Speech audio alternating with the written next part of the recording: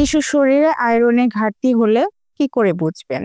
মানবদেহের বৃদ্ধি ও বিকাশের জন্য যত রকম পুষ্টি প্রয়োজন তার মধ্যে আয়রন অন্যতম। জন্মের পর প্রথম 5 বছর শিশুর সব রকম বিকাশের মূল ভিত্তি স্থাপন হয়। এই গুরুত্বপূর্ণ সময়ে অনেক শিশুর দেহে আয়রনের ঘাটতি দেখা দেয়। কিন্তু আয়রনের অভাব কেন হয় এবং কোন ধরনের শিশুর মাঝে এ ধরনের সমস্যা বেশি দেখা যায় কিভাবে বুঝবেন? আপনার সন্তান এ সমস্যায় ভুগছে কিনা, শিশুর শরীরে আয়রনের ঘাটতি আছে কিনা, এই লক্ষণ ও প্রতিকার সম্পর্কে বিস্তারিত জানাতেই আজকের এই ভিডিও। শিশুর জন্য আয়রন কেন জরুরি?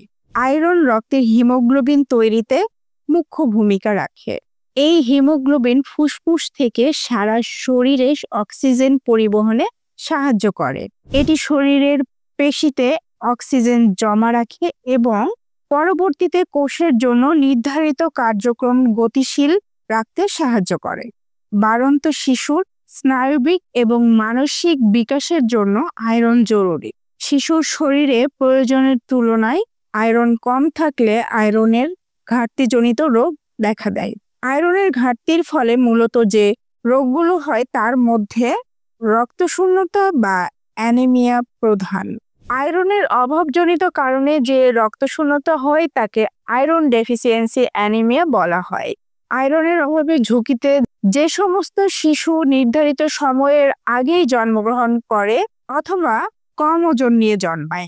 1 বছর বয়সের আগেই শিশুকে গরু এবং ছাগলের দুধ পান করালে, বুকের দুধ পানকারী শিশুকে 6 মাস বয়সের পর আয়রন সমৃদ্ধ খাবার না দিলে, শিশুদের ফর্মুলা দুধ দিলে, নিয়মিত শিশুদের আয়রনহীন খাবার যেমন সুজি, বার্লি, চালের গুঁড়া, টিনজাত শিশু খাদ্য ইত্যাদি খাওয়ানো হলে যেসব শিশু দীর্ঘমেয়াদী ডায়রিয়া বা কৃমির সংক্রমণে ভোগে, যে সমস্ত শিশু অতিরিক্ত ওজনের অধিকারী হয়, শিশু গর্ভে থাকাকালীন সময়ে মা যদি আয়রন সমৃদ্ধ খাবার না খায় তাহলে জন্মগতভাবেই শিশুর দেহে আয়রনের ঘাটতি দেখা দেয়।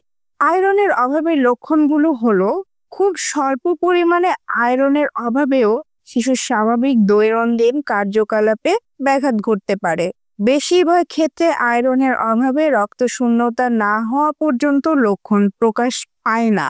ক্লান্তি, অবসাদ ও ক্ষুধামন্দাও দেখা দেয়।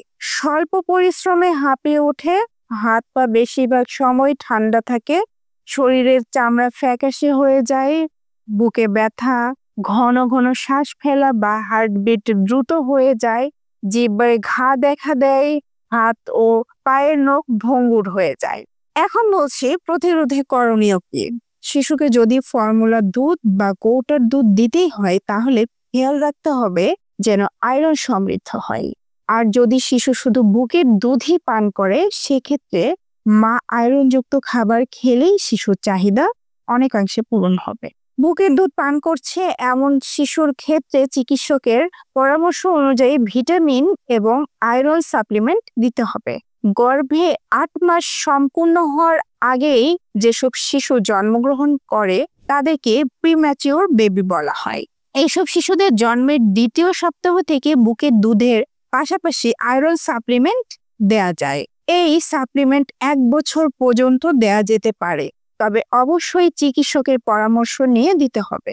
শিশুর 6 মাস বয়স থেকে বুকের দুধের পাশাপাশি বাড়তি খাবার দিতে হবে এবং খেয়াল রাখতে হবে তা যেন অবশ্যই আয়রন সমৃদ্ধ খাবার হয়।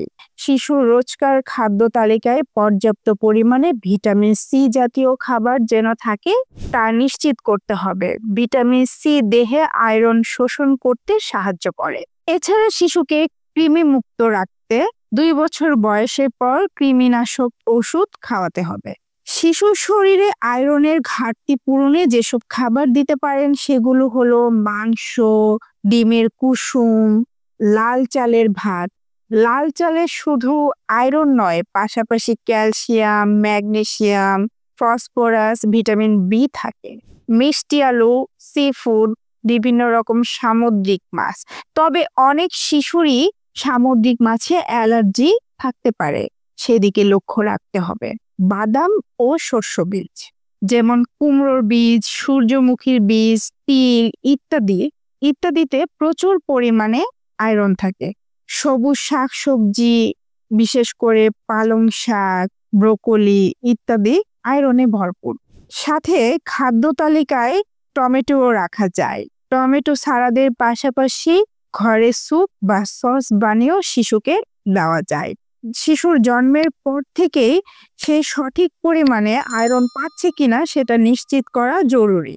6 মাস বয়স পর্যন্ত মায়ের বুকের দুধের পাশাপাশি বয়স বাড়ার সাথে সাথে আয়রন পাবে এরকম খাবারে শিশুকে অভ্যস্ত করা উচিত। এই ছিল আমার আজকের আলোচনা। আপনারা আপনাদের শিশুদের যত্নের পাশাপাশি নিজের দিকেও খেয়াল রাখবেন। ভালো থাকবেন, সুস্থ থাকবেন। দেখা হবে খুব শীঘ্রই। আল্লাহ হাফেজ।